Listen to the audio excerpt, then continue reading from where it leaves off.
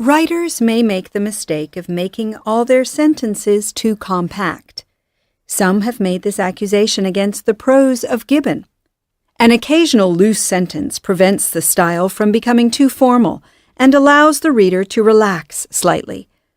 Loose sentences are common in easy, unforced writing, but it is a fault when there are too many of them.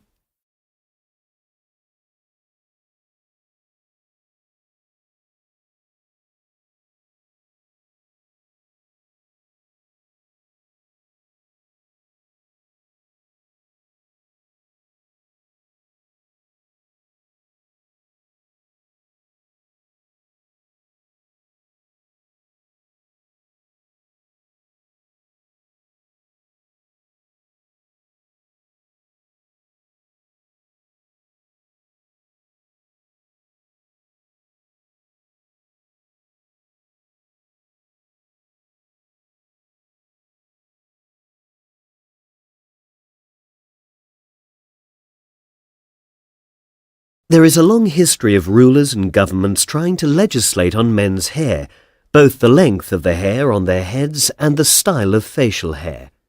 For practical reasons, Alexander the Great insisted his soldiers be clean-shaven, but Peter the Great of Russia went further in insisting that all the men in Russia shave off their beards.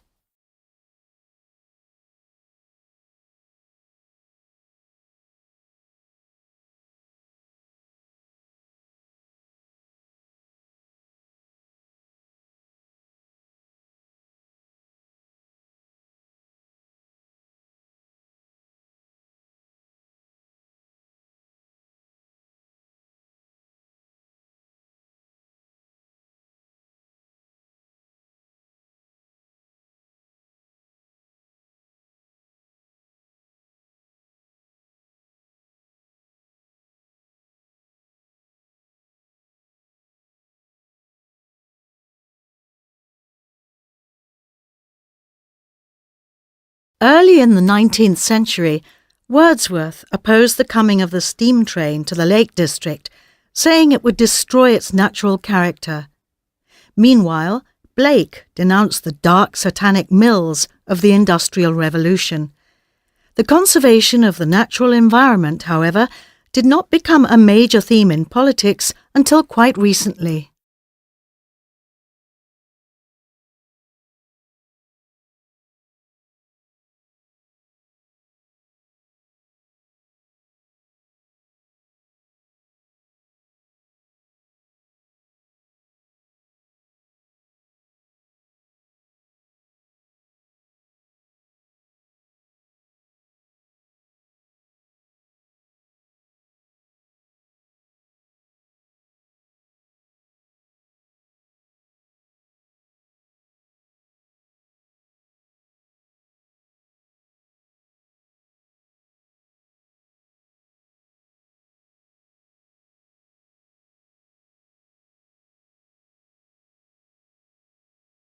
In the distribution of wealth, America is more unequal than most European countries.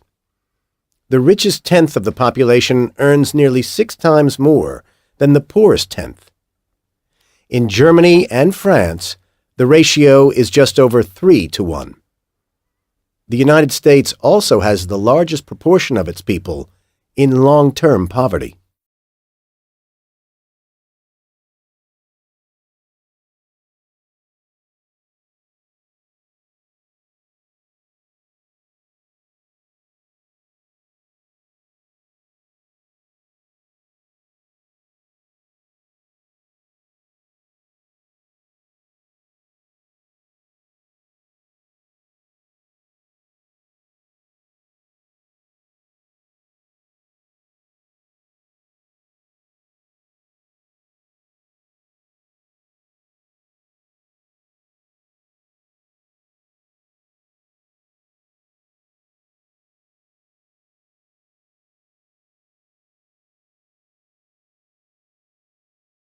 Chaucer was probably the first English writer to see the English nation as a unity.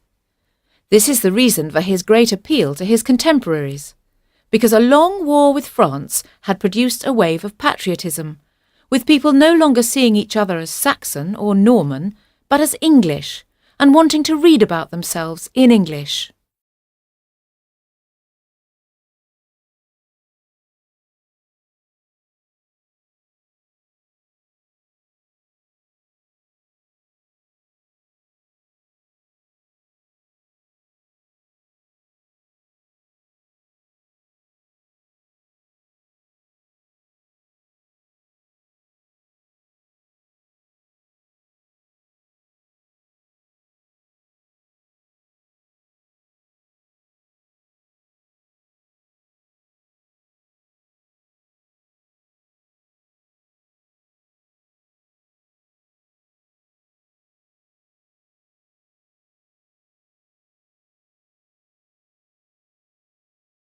What can history tell us about contemporary society?